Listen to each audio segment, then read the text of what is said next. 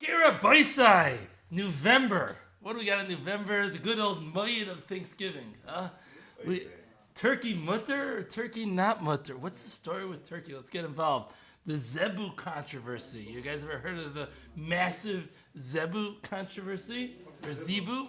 Zebu? Oh, you'll find out in a second. And furthermore, bison, a good old bison steak, bison burgers. From the Americans, we'll let you know what it is. It's geschmack. They made bison make it to South Africa? Probably not much, right? Okay, but you don't even know. Okay, fine. You'll know a little bit more by the time we're done. Okay. Now, when it comes to kashrus of a behemoth chaya, it seems pretty clear cut. The Torah gives two simanim. If it chews its cud and has split hooves, it's kosher. If not. Simple, easy, done. When it comes to fish, very simple. Fins and scales, kosher. No fins and scales, not kosher. Now, there's some area for debate. Are those scales called scales? Or those scales not called scales? So we have a couple of fights going on. But the general idea is pretty straightforward. Yeah? What about birds? So by birds, the Torah lists 20 birds that are not kosher. List them by name. And also it says lemina, lemineu, whatever, 4 times, which it adds on 4 additional birds. Certainly exactly that we know which birds are those birds that are added on. But at the end of the day, you have a list of 24 not kosher birds. The rest is kosher. There's a Gemara that says, why is it that the Torah, instead of listing the kosher birds, why did it list the non-kosher birds? Answer, because most birds are kosher. It just listed the exceptions, the smaller list, that which is not kosher. So it seems like the high majority of birds are kosher, even though we probably eat like 4 of them. But let's understand it. In the house, but more or less. Yeah. Yeah. So we'll see. Not too much. Most people just pretty much eat chicken. Yeah. Chicken, duck, yeah. Turkey, 3. We'll see. Okay. So, fine. Now, what ended up happening is that we ended up losing our Messiah as to how to translate those 24 birds. What are they? So, what are we going to do? So, the Chum in this mission in Chulin and Tes Amid Beis, I think it was, Aleph, says that the Chum gave us simanim for us to know what's kosher. There are 4 simanim that they gave, which these simanim show what is a kosher bird. The first siman is that it's not doiris. It's enoi doiris. What does doiris mean? Some form of a predator. We'll discuss in a second. Actually, no, it's right now. What are the different explanations, technical explanations, what it means not to be doiris? So Rashi says it doesn't grab its prey with its fingernails and lift it up. That's what doiris would be, grabbing with the fingernails and lifting up. According to, there's another Rashi that says doiris is, it holds the prey down while it eats it. Tosfos says being doiris means it eats prey alive. The Ramban says it kills its prey with its claws. Anything that kills its prey with its claws is called doiris. There's another shita that says if it catches the animal, its prey in the ear and eats it in the ear, and that doesn't bring it to the floor to eat it, but it eats it while airborne, that is doiris. So it's a little unclear what the exact definition of doiris is, but we're just going to call it predator for basic. Attacking bird, yeah? So if your bird is an attacking bird, it is not kosher. And this seems to be the most ikr siman. The second siman is some etzba yasera, some form of extra finger. Now there's 3 in the front, 1 in the back, or there's a couple of machalis for showing what it is, but an extra finger. The third siman is a zepek, which is some form of sac in the throat, where it stores food with this sac next to its throat. It's called a zepek. The fourth is a korkovanai, which that is, in English it's called gizzard, if that helps anybody. In Yiddish it's called a pupik. The pupik, the heilige pupik, yeah? So if you know what that is, great. If you don't know what it is, Google it, yeah, and you'll find out what it is. You could look at one of those picture books in Chulin, and you look in the insides. It's a puppet picture, right? Fine. So that is one of the simanim. Those are the 4 simanim. Now, where did the Chazal get this from? The Torah has simanim. Very nice. Over here, when it came to birds, there was no simanim in the Torah. We listed 24 birds. Come along with all these intricate simanim. Where did that come from? So I heard explained that all the karbanis, all the birds that are brought as karbanis, have all these simanim. And the first thing on the list of the birds which aren't kosher is nesher, which Chazal knew was apparently the bald eagle. So the bald eagle they knew was not kosher, and the rest of these were kosher. So the karbanis we know are kosher. So the karbanis had all four, and the bald eagle has none. And therefore they were able to figure out those are the four characteristics that the bald eagle has none, and the karbanis have them all, and therefore that's what they said the characteristics are. Now it's actually machlokes rishonim how many of the simanim you really need. Now according to Rashi, it seems you need all of them, which is what you would probably expect. But according to the Rivash, you just need the first siman of not being dairis plus any of the 2, 3, 4. And, if you're as long as you're not dairis, if you have an etzbei seir, you have a korkov or a korkovon or a zepek, any of them are going to do, and that's going to be good enough. According to Tosfos, you need to have either be an einai dairis, the first one, or have the other 3 simanim. I mean, you can have the other 3 simanim according to Tosfos and be dairis, you'll be fine. It's one or the other.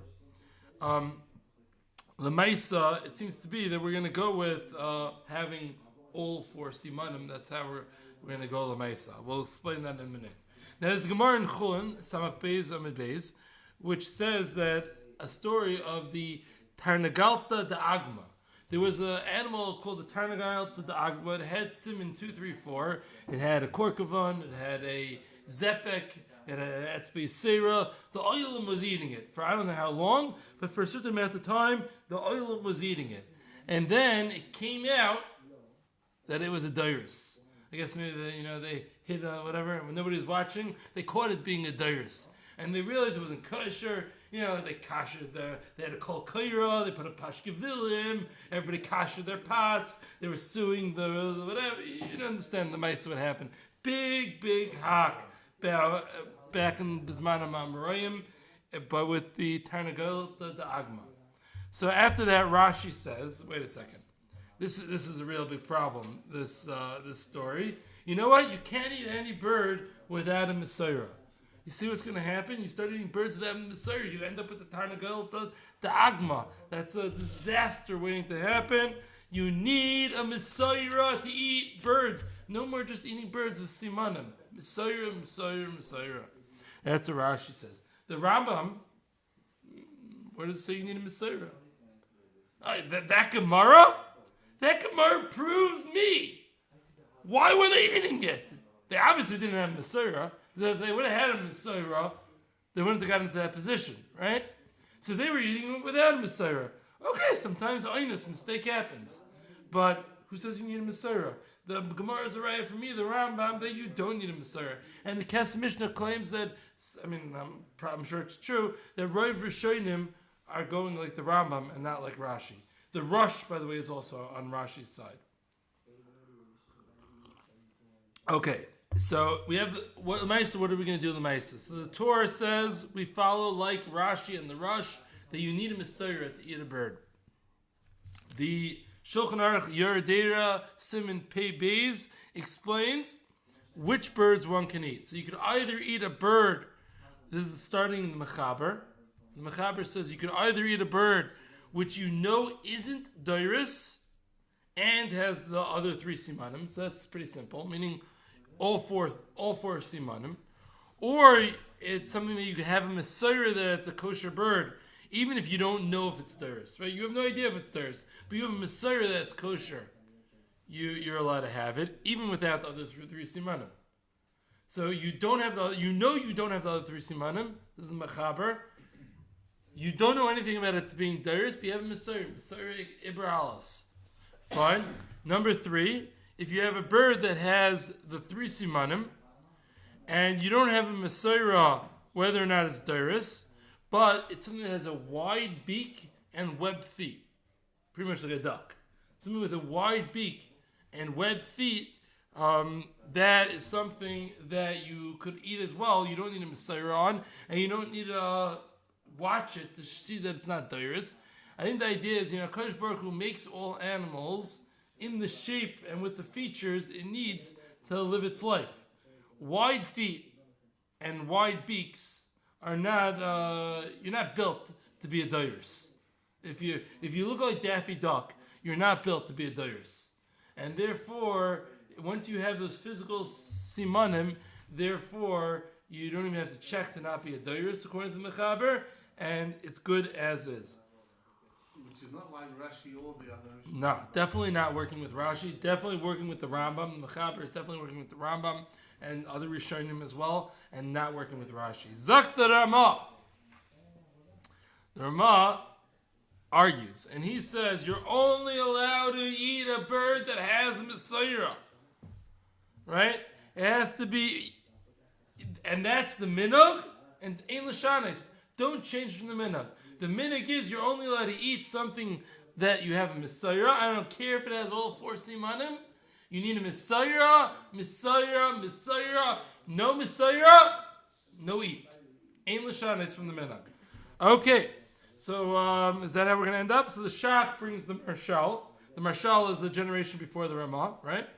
So the Shach brings the Marshal, who says that in the Meister we could rely on these three simanim alone, even without a Messiah.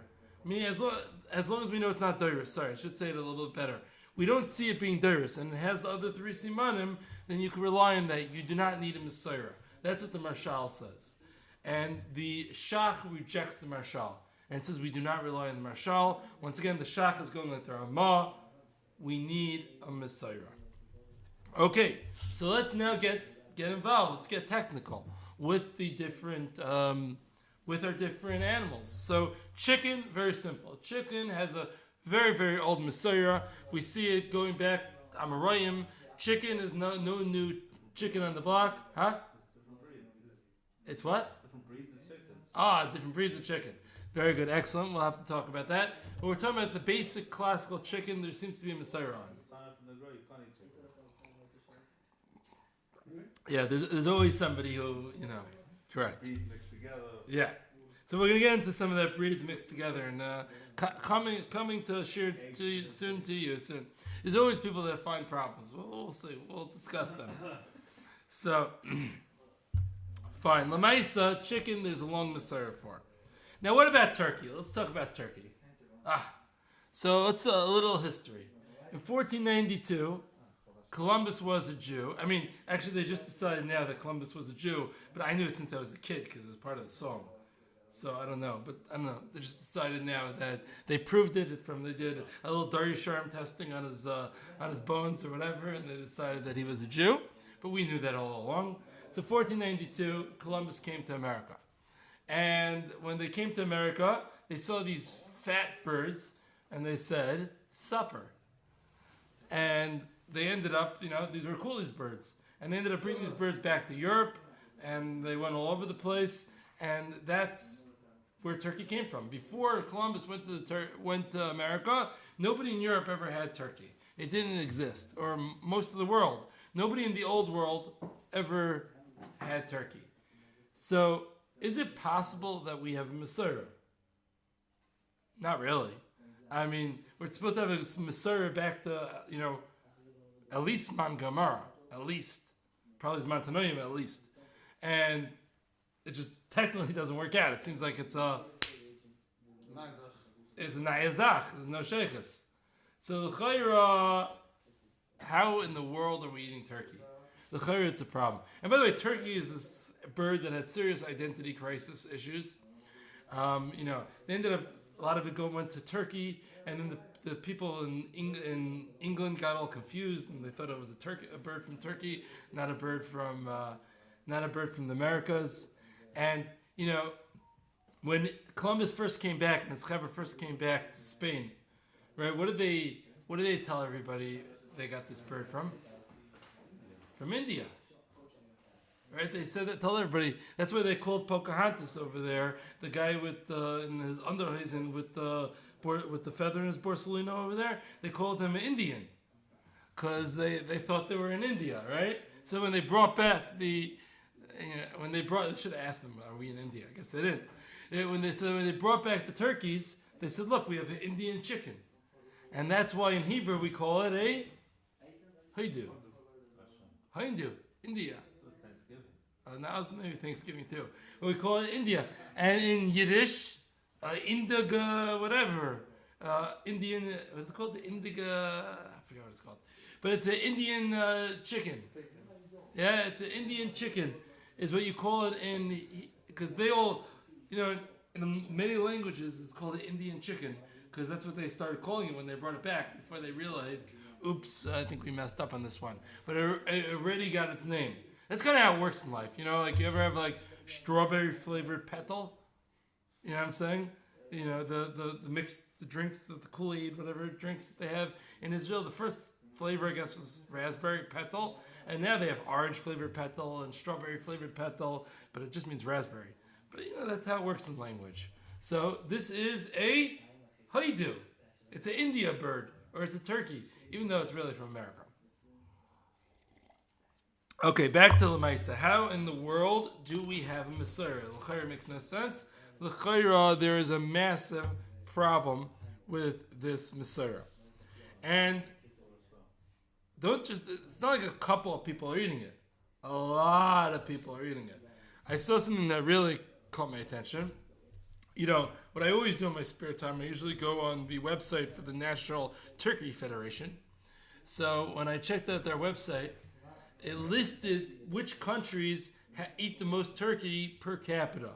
And guess which country in the whole entire world has the most turkey per capita? Israel. I was like a little surprised because I don't feel like I see so much turkey around. I don't know. Huh? Maybe it's old statistics? Things changed? Maybe. I don't know. But they were 45% above America, who was in second place. It was like a blowout. Now, why in the world would that be? I don't know. But most of the oil is pounding turkey, and we got to find out whether it's kosher. Because so far, we stopped the shiur here. It's not kosher. So what's going on? So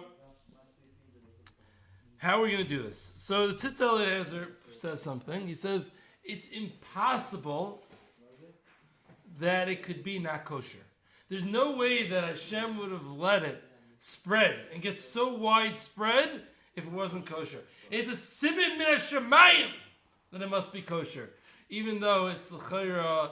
That's not really much of a raya. I mean, maybe, I don't know. Depends how litfish you are and things. You see some people, they're all doing Yisur. There's some people that everybody's always doing Yisur. The guy who put up the sign that all chickens are Asur, he will not understand this Tzitz Eliezer one bit.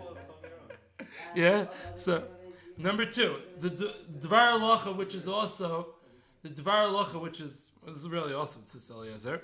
He says it's included in the Messiah of chickens. I guess it's a different shot. Now, this is a very difficult thing to say, that it's a very hard sell to say that it's included in the Messiah of chickens. It's not chickens, right? L'chayra, it's not a chicken. And there are different characteristics to the turkey and the chicken. And if there's different characteristics to the turkey and the chicken, then l'chayra, it won't be included. If you're going to start doing that, I'm going to start including, all those birds that we have for karbanas. I can start including all the other birds in there as well. Right? How different? Is turkey closer to the chicken than whatever it is, to peasant, to this, or whatever? I don't know the names of these birds. But whatever bird is to the pigeon, to the dove, I feel like they're all similar, no? Is the parrot so different than the pigeon? I mean, different color? I don't know. So this is different size, that's different color. I think it's a very difficult sale. Okay, next shot. The Arugas HaBoisim. The Arugas HaBoisim suggests that the requirement of Messiah is only by a bird that you don't know about. So, but a bird like turkey, which you've seen for generations that it's not doyrus, once you've seen it's proven for generations that it's not doyrus, that wouldn't require a Messiah. A Messiah is like a suffix, so to speak. When you don't know, the Messiah comes and tells you. If you have generations and generations of watching the turkey not being doyrus, In such a scenario, there would be no Messiah required. But how did the first generation start eating it according to that? I'm saying when they brought it into Europe. So, one or two They options. sold the zach and- So either they ate it and they were over Isur. Option one. Option two is they didn't actually eat it, they watched it for a bunch of generations before they started to eat it. So that's what he would explain. Now, this is a very logical pshat. However, it's not mashma in Rashi, and it's not mashma in the Shulchan Aruch. The Shulchan Aruch says you need a Messiah. The Shulchan Aruch doesn't say that if you watch it for generations, you no longer need a Messiah. Shulchan Aruch says you need a Messiah. If the Shulchan Aruch says you need a Messiah, the Chayur, this doesn't fit in to the Shulchan Aruch. Furthermore, we don't know from the Gemara how long were they eating the Tarnagalta the Agma before they noticed there was a problem. It's clear that they were eating it for some time. We don't know if that some time was like 6 months, or maybe that was 200 years that they were eating the Tarnagalta the Agma, and therefore then we definitely don't have a raya. Okay, furthermore, next pshat. There are Achronim that assume there must have been a Messiah. I decided to leave these Achronim out, their names out over here. But there's Achronim that assume that there must have been a Messiah in India. There were always Jews in India. So there must have been a Messiah going all the way back. Yeah. But yeah, that pshat's a mistake. Because that was based on a misunderstanding of Metzias, and therefore I decided to leave the names of those Achronim out. But the Chayr that doesn't carry any weight. Torah, it's still Torah. I hear. The Marshal said, I said the Vart, but I left the names out because it might be a little. Yeah. The Marshal said that before the Ramamah, the Marshal generation before said we don't need a Messiah. He went in line with the Rishonim that said we don't need we don't need a Messiah. So the Shalom Asa suggests perhaps over here the minhag is not like Rashi. Over here, the minhag's more like Marshaldik over here. It's not like Rashi. And the minhag is that we don't need a Messiah. But Lamaisa, this is difficult because generally, I'm not saying there are no exceptions, but 99% of the time, we follow the Shulchan Aruch and we follow the Ramah. And you have the Shach on top. I agree, good point. If the Shach on top of the Helig Shach with the Ramah, it's very hard to say that we do not follow. Okay, next, we're up to attempt number 6. The Netziv, and this is going to be one this one gets a lot of spotlight. The Netziv explains that the concept of requiring a Messiah is you bring me a bird and you say, am I allowed to eat this bird? I'll say, does it have a Messiah? You'll say no, and I'll say no, you're not allowed to eat it. However, the turkey is something that tons of Jews are already eating. L'chayra, this Jew, there's probably some great chacham in India who gave a heter to this, said there was a Messiah to this, and the Maisa, tachas, nowadays it's musik beheter, and once it's musik beheter, you don't need a Messiah to continue eating it. You would need a raya to say you can eat it. Now, I think the Netziv still stands, even if it wasn't based off a chacham in India, as he wrote. But l'chayra, it still stands, his yisoid. His yisoid is, when something starts off as an unknown, you need a right to bring it into the camp. But however it got into the camp, once it's in the camp, then you need a right to take it out. Even though it's, to use Baba Basra terms, it's like a chazaka sheini metaina. It's a chazaka that's there even without basis, but still, once it's muksik, at the end of the day, it has simanim. Because we got to realize, it does have the simanim. It's not dairis. We know it's not dairis. It has the simanim. It really should be kosher. So once that's the case, and Jews are eating it, then it stays unless you have a riot to kick it out. Now, some people, however, the Netziv writes, some people don't eat it. But Lamaisa, since the minig is to eat it, that's considered a clear Messiah, and everybody can continue eating it. Okay, so that's the Netziv. So that's a pretty solid idea. Even if we don't know how it got in, but it got in. The Oitzi Yisrael explains in a similar idea.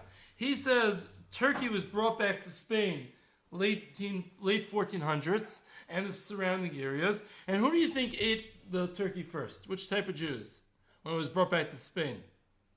Sephardim. Yeah. I remember I was once, when you come to Israel in the beginning, you can't tell the difference sometimes between a not from Sephardi and an Arab. And when you get after you're here for a bunch of years, you end up being able to tell the difference, pretty well. I remember once, many, many years ago, I was in a taxi, and I thought the driver was not from Sephardi, but he was really Arab.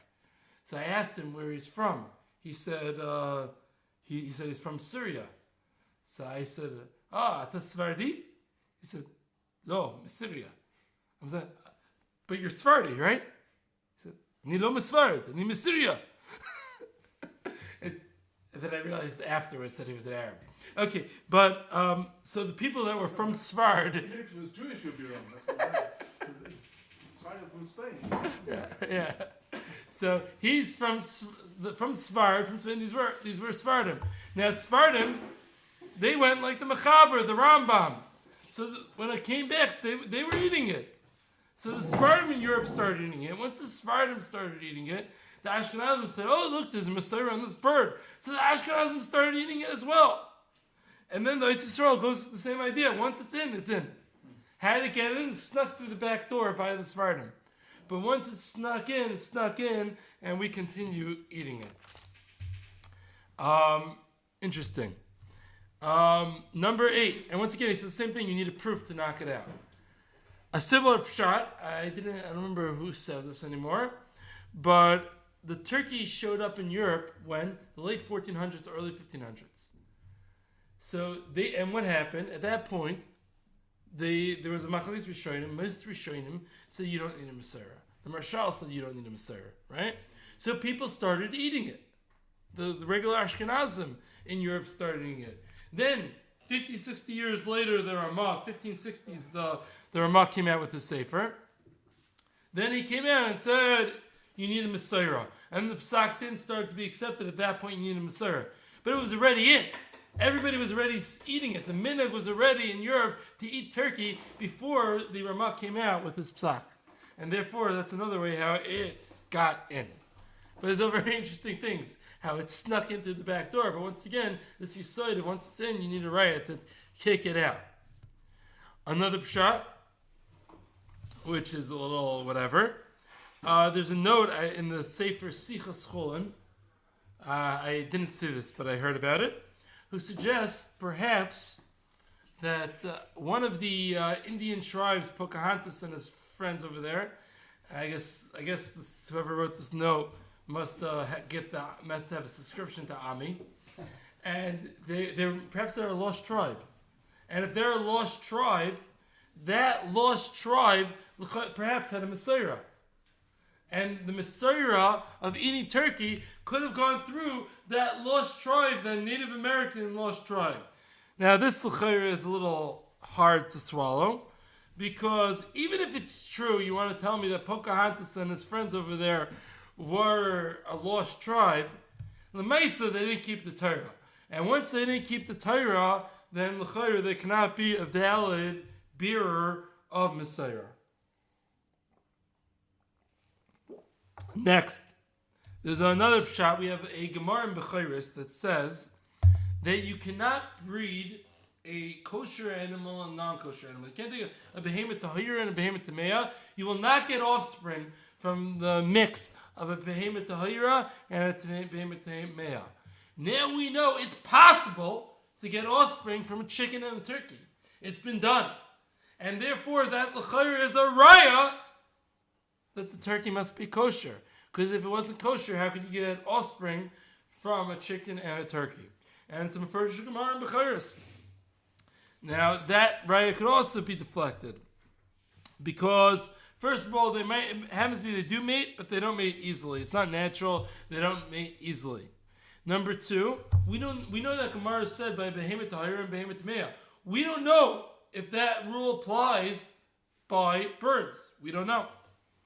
And number 3 is we know the turkey's kosher intrinsically. A real shayla isn't whether a turkey is kosher. We know it's kosher. The question is, are you allowed to eat it? Meaning we see that it has the simanim. We know it's not doiris. But the question is still whether you're allowed to eat it. So the chayra, that doesn't prove much. L'maisa, the shla did not eat the turkey.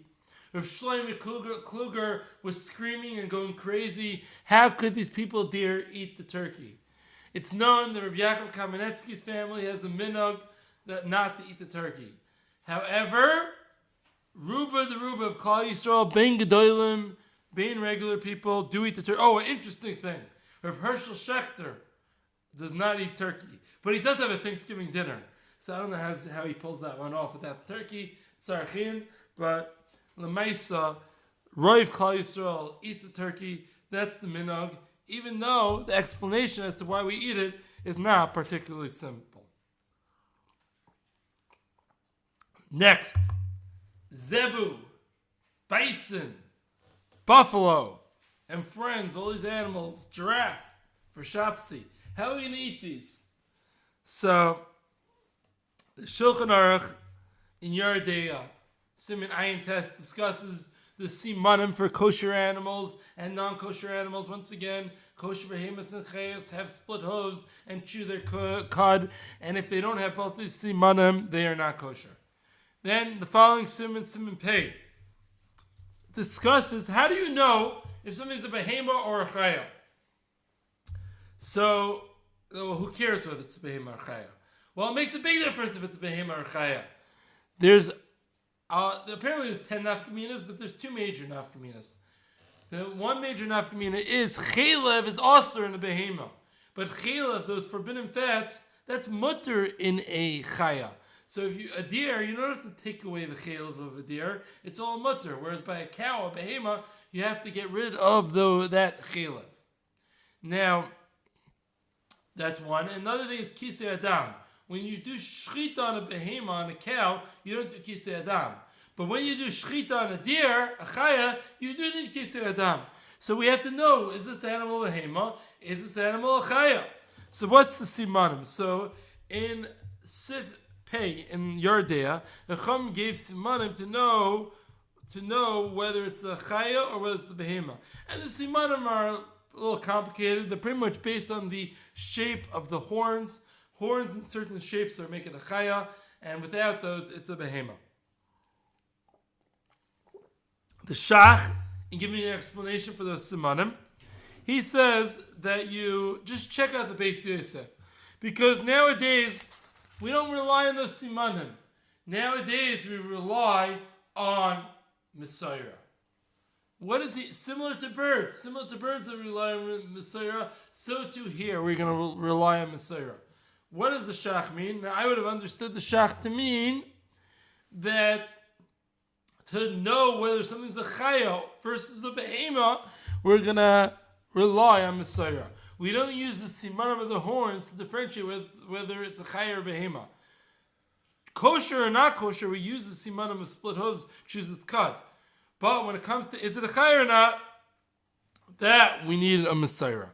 And that's Taka how the Pri Megadim and the Marsham explain the Shach, that Shach is saying we need a Messiah to tell you whether it's a Chaya or a Behemoth. The Chachmas Adam is written in a kind of vague way. There's two ways of reading the Chachmas Adam. The way that the Chazon Ish reads the Chachmas Adam is you need a Messiah to say that chaya is kosher. Once again, there's another way of reading the Messiah, which is the same way that the Pri Megadim and the Marsham did it. But the Chazon Ish has an interesting reading into the Chachmas Adam, and the way that the way that the Chazon Ish understands the Chachmas Adam in explaining the Shach is that you need a Messiah to say that this chaya is kosher. Now, that's very interesting. Where did this Chazon Ish come l'maisa? So in 1950, early years of the state of Israel, they realized, hey, it's a lot hotter here than Europe. And and the population was growing tremendously, and they needed cows to produce milk, right? So, if you bring in the cows, from Wisconsin, from Green Bay, you bring in those Wisconsin type of cows. They're used to 20 degrees below zero. They come to the Middle East to be like, it's schwitzing over here.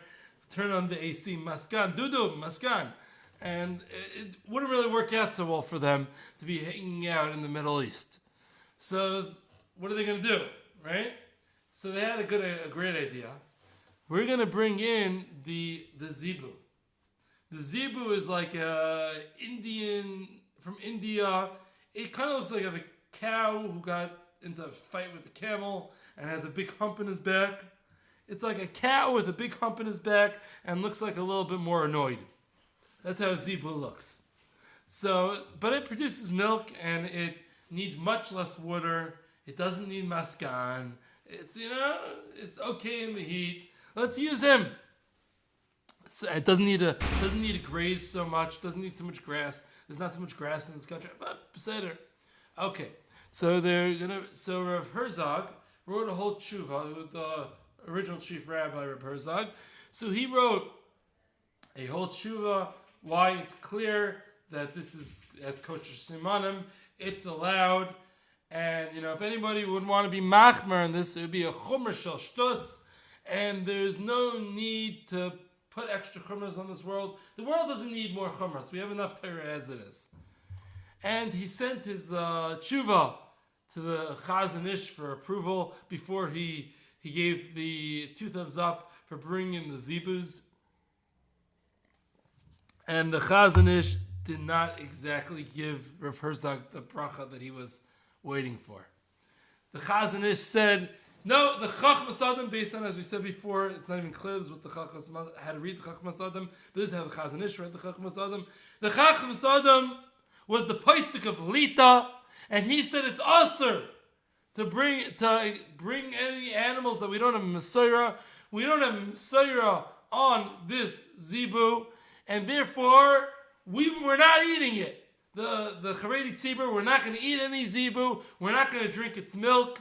No way. Protest. Chodesh Osir Min HaTorah. No Zebus.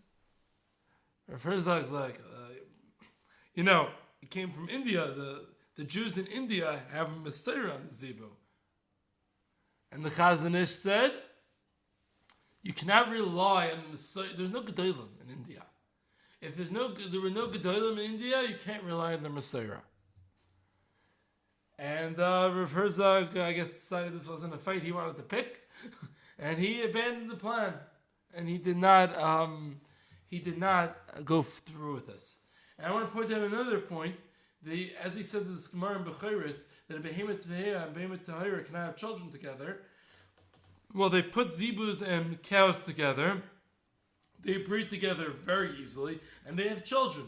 So the chayra is a clear, the proof's in the pudding. There's a clear raya that it's a kosher animal. But once again, the chayra, they wouldn't necessarily sway the Chazon Ish, because, listen, it has split hooves, and it chews its cud. We know it's batzim kosher. But if there's a din that you need a Messiah, so you need a Messiah. Even though it's very hard to explain why you would need a Messiah, and it's very unclear if the Shach really means that, and it's unclear if the Chachmas Adam means it, but the Chazon Ish took this on, game over, nobody ever heard of Zebu again. Until around 20 years ago, 2004, Erev Shabbos, Parshas Para. Obviously it had to be Parshas Para, and it obviously had to happen on Erev Shabbos. The news spreads like wildfire across the frum society of Eretz Yisrael. You know that all the cows that we have in Eretz Yisrael are mixed breed, Zebu and regular cow, or almost all of them. And the place went crazy. Oh no, what are we going to do? And all the yeshivas dumped out all their chalents, and nobody knew which Sifrei Torah they could use because it's all written on klaf from Zebu. And Erchati Sherich Zebu. The shuls were using the oldest Sefer Torah that they had which was before they started doing the zebu, because it seems like they were doing this for years already, just nobody chapped. I don't know what point, some point between 1950 they weren't doing it, and 2004 they were doing it. Nobody knows exactly when they started, but it definitely wasn't in 2003. So let's get the oldest Sefer Torah from the back of the Aron Kodesh. Whose tefillin are we wearing tomorrow? Everybody will take turns with Zaydi's tefillin. What a mess, right? So then the Bezdin Gadol decided to sit. Rav Elyashiv, Rav Vosner, Nissen Karelitz, emergency meeting. And they came out like this. We will still not accept pure Zebu. We are not allowing pure Zebu to come into Eretz Yisrael because the Lamaisa, the Chazanish said no Zebu. So the Chazanish said no Zebu, we're not having Zebu. However, a mixed breed of Zebu and cow, we're going to let, because, Tachlis really is a kosher animal. And, we do see that it crossbreeds. And, we have the Marsham, we have the Pri Megadim, we have the Pashto Shulchan Aruch, we have the I forgot to say the Kaf Chaim reads the Chachmas Adam not like the Chazanish. And, we're not going to go straight up against the Chazanish because, so no Zebu is allowed. But all this mixed type of stuff, Beseder, use your Sefer Torah, use your tefillin, the milk's kosher, the meat's kosher, it's okay. And that's how the Zebu controversy ended. And we ended up because it seems that Rav Elyashiv really held that Be'etzim it's fine. But he didn't want to go against the Chazanish. So by still maintaining pure Zebu to be Asar, therefore we still held of the Chazanish somewhat. Now, fine. So that is Zebu. Now, what about bison or buffalo? So there's actually the Shulchan Aruch in Yoreh Deah Chaf Ches discusses, it says buffalo, and it's whether it requires Kisei Adam or not. But the Meikel, it's not the American buffalo. Timeline, they didn't have American buffalo in the countries of the Shulchan Aruch at that point. It was just, they brought back turkeys right away. They didn't bring back buffalo right away. So it was some other something. I don't know what it was, but it wasn't that buffalo. So, what about our buffalo? So, the Meikel, split hooves? Yeah. Choose its cut? Yeah. But why is it any better than the Zebu? It's not. It's no better than the Zebu. In fact, it's probably worse than the Zebu. Because the Zebu has a Suffolk Messiah from India. But this stuff has no Messiah. We know it has no Messiah. Does the Olam eat bison? Yeah. I've had a bison steak before. It's very good. It's more expensive. It's not so readily available. Gilon, do you know if they have bison in South Africa? Bison? Yeah, probably not. They have buffaloes, but not bison. I'm saying they eat buffalo meat? No. I think it's just because it's not good. It's very hard and... I don't know about, they don't eat buffalo meat in America, but bison meat they do eat. I've never heard of bison and buffalo are they look similar. First cousins, They're cousins, yeah. In America, they eat, there's a very fancy restaurant in Crown Heights that opened up a couple of years ago. Bison and bourbon is what it's called. But they're definitely eating bison in America. Buffalo, they're not. So it's probably buffalo's just not as good, and bison is very good. So whatever. Are they eating it? Yes. Is it any better than the Zebu? No. But l'maisa l'chayra, the basic psak is not like the Chazanish. And l'maisa l'chayra, we could eat the bison and the buffalo. And most of the kashrus organizations, the high majority of kashrus organizations are giving hashkach on it. Now, somebody who says, I eat turkey, but I don't eat bison, is a chayr messed up. Because the Shulchan Aruch paskins clearly, the Ramah I should say, paskins clearly you need a Messiah on the chicken. And turkey has a very shady Messiah. It's clear, Lefi, 99% of everybody, that you don't really need a Messiah on a chaya or a behema. And by the way, I forgot to mention another side heter. That might be only a chaya, but the bison and buffalo and the zebu, l'chayr, they're behemoths. So that's another tzad to say why that shouldn't apply. But l'maisa, to say that you're not going to eat the bison, but you will eat the turkey. And I think there are people that say this, but l'chayra, it's hard to understand. However, to defend them a little bit, it seems that the Chazon Ish ate turkey. Yes, the Chazon Ish was not against turkey. Now, how that plays out is hard to understand. I would speculate the explanation of the Chazon Ish is he allowed his Chadash Asr Min HaTorah Hashkafa to affect his halachic shitas. I'm not even saying subconsciously, I'm saying consciously. He didn't want bringing in new things. He wanted to keep everything as close to how it was in Europe. In Europe, they were eating turkey. So we continue eating turkey. But they want to come in with these new Naya Zachim, Zebu. We don't want that. Now,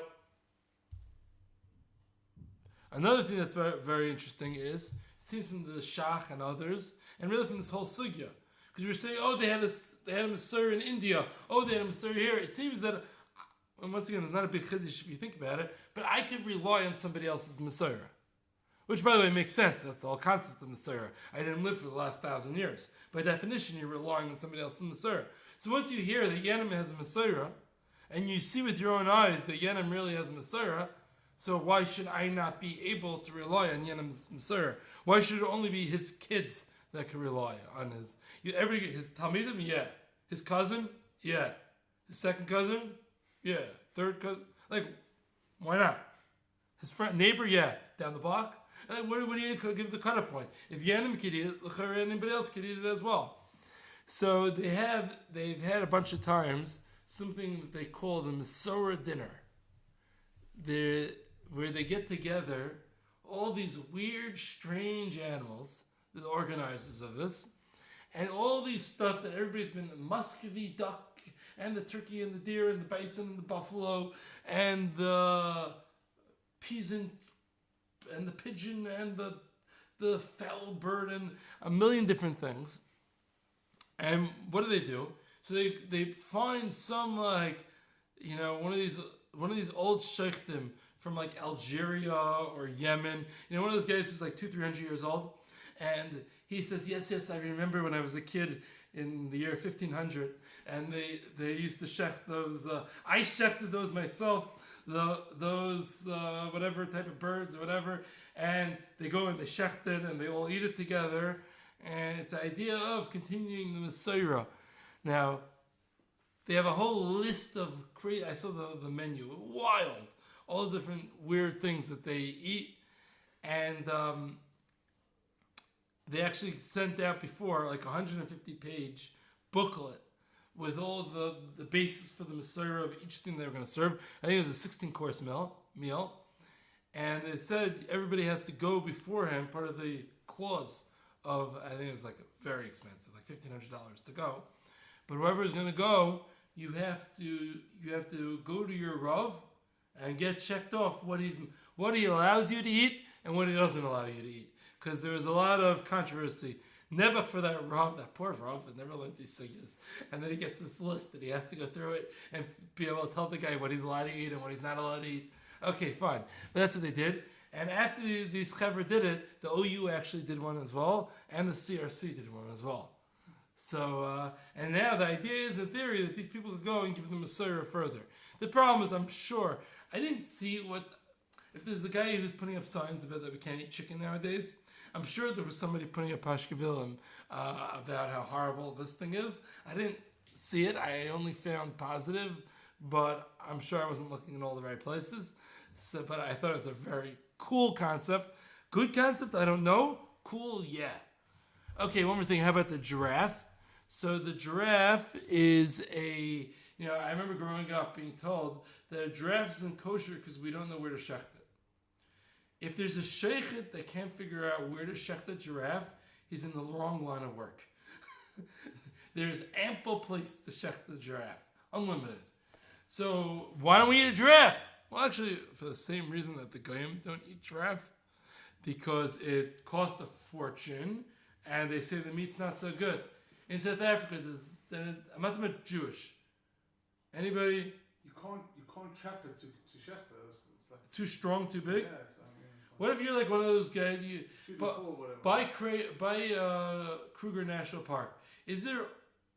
I know there's wild animals. Are there wild people? Are there any of those Pocahontas guys with the spear in the Andahuizen? No, those guys don't exist anymore.